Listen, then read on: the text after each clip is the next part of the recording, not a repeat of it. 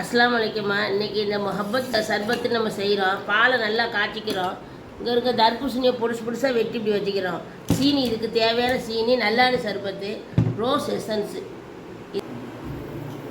இப்போ என்ன செய்கிறோம், இங்கே பாருங்கள், சப்ஜா விதை நல்லா ஊற போட்டு இதை வச்சுக்கிறோம். அதை தட்டுறது இந்த தர்பூசணியை தட்டுறோம்.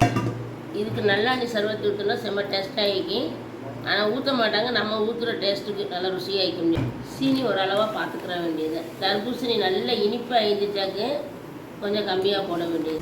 இதுக்கு நம்ம இந்த ரோஸ் எசன்ஸ்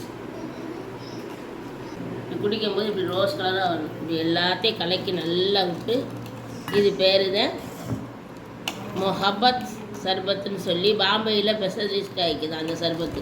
நம்மளும் செஞ்சு பார்ப்போம். நீங்களும் பிள்ளைகளுக்கு செஞ்சு கொடுத்து லைக் போடுங்க, சப்ஸ்கிரைப் பண்ணுங்கள். ஆயிஷத்துமாக்கு அஸ்ஸலாமு அலைக்கும்.